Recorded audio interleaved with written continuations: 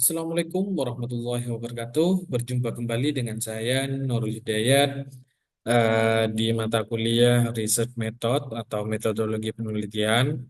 Pada pertemuan kedua kali ini kita akan membahas mengenai kode etik penulisan dan hakikat pendekatan ilmiah.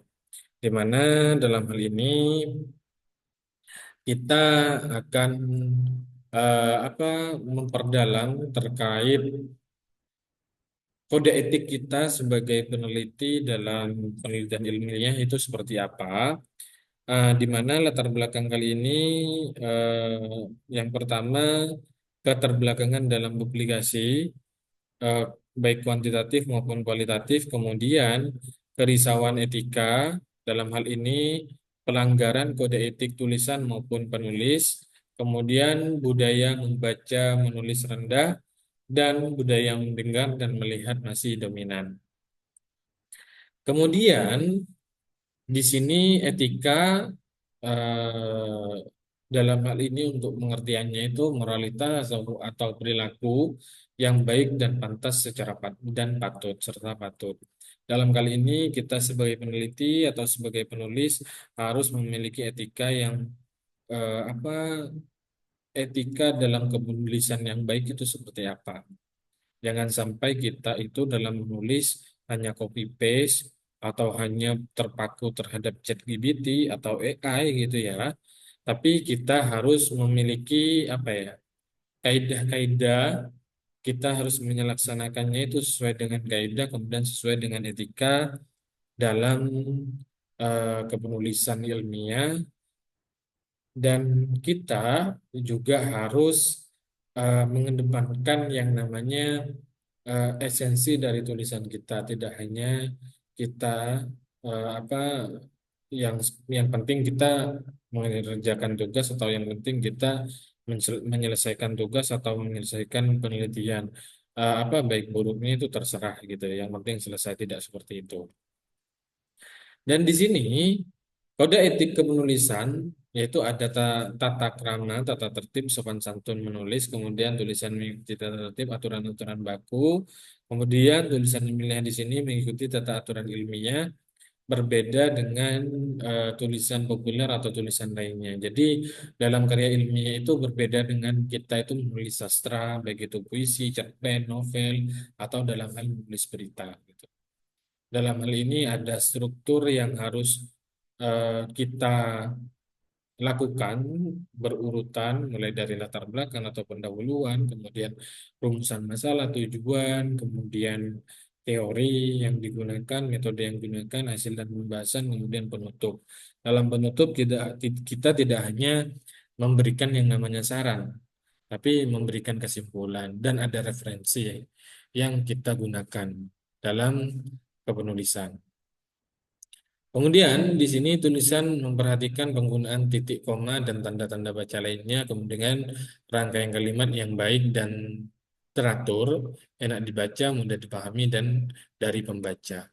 Kemudian ini kode etik kepenulisan untuk contoh kalimat satu seperti ini, kemudian contoh kalimat dua seperti ini, dan untuk tulisan dalam hal ini harus memperhatikan yang pertama teknik-teknik penulisannya harus sesuai dengan kata-kata pembuka, kemudian ada penutup, kemudian mengikuti aturan main, penulisan, kemudian bagian isi atau diskusi lebih dominan dalam tulisan, kemudian tidak boros dalam mengutip langsung.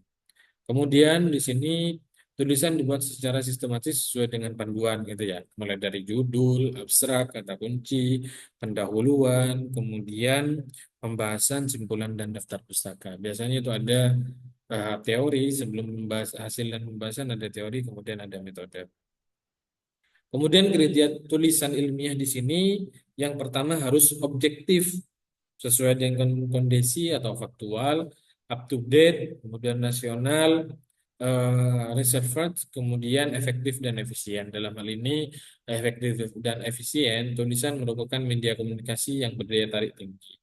Kemudian aspek lain yang terkait dengan etika penulisan di sini hindari kekeliruan yang lazim dalam penulisan draft, mulai dari judul sampai kesimpulan, kemudian Dalam hal ini hindari judul yang tidak jelas, kemudian abstrak, tidak mencerminkan isi keseluruhan tulisan. Kemudian kata kunci di sini mencerminkan hal-hal penting yang ada di tulisan kita. Kemudian di pendahuluan tidak terlalu panjang dan seterusnya. Kemudian di pembahasan tidak fokus. Kemudian analisis tidak mendalam, alat bantu tidak jelas. Ini harus dihindari. Kemudian di kesimpulan tidak menjawab masalah yang diangkat. Kemudian mengulang-ulang statement yang ada dalam pembahasan. Tidak harus seperti itu ya. Kemudian pelanggaran di etika ilmiah yang pertama di sini ada tiga. Yang pertama fabrikasi data, kemudian falsifikasi data, kemudian plagiarisme. Di mana dalam hal ini fabrikasi data mempabrik data atau membuat data yang sebenarnya tidak ada atau lebih umumnya fiktif. Datanya itu fiktif, itu tidak boleh gitu. Kemudian di sini falsifikasi data di sini bisa berarti mengubah data sesuai dengan keinginan.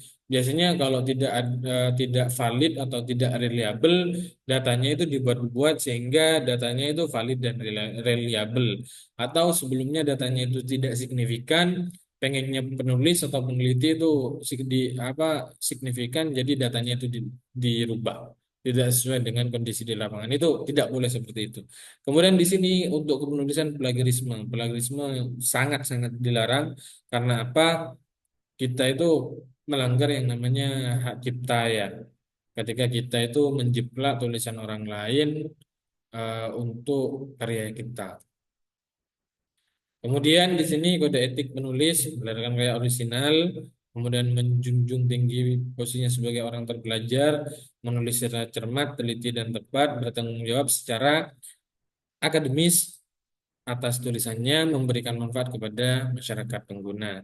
Kemudian di sini juga menjunjung tinggi hak pendapat atau temuan orang lain, memberikan manfaat kepada masyarakat pengguna, menyadari sepenuhnya bahwa tiga pelanggaran kode etik berakibat pada hilangnya integritas penulis jika melakukannya. Kemudian yang terakhir di sini secara moral cacat apalagi dilihat dari kacamata agama jika kita itu menjiplak tulisannya orang. Kemudian penulis yang seharusnya dalam hal ini adalah jujur, kemudian memiliki nurani, kemudian menuntun pada sikap terbuka secara ilmiah, verifikasi, tidak memihak.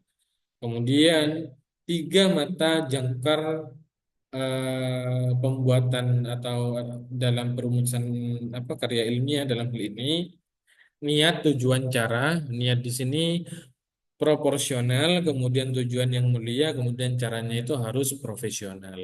Kemudian hakikat pendekatan ilmiah dalam hal ini sumber-sumber pengetahuan bisa dikelompokkan atas pengalaman, otoritas, cara berpikir deduktif, kemudian cara berpikir induktif, kemudian berpikir ilmiah atau pendekatan secara ilmiah.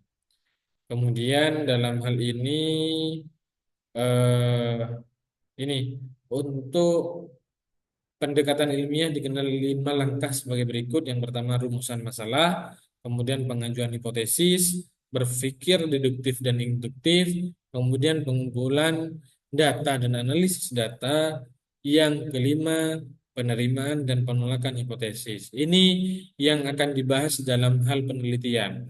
Apakah hipotesis kita atau dugaan kita itu diterima atau ditolak ketika kita sudah mengolah datanya itu secara statistik.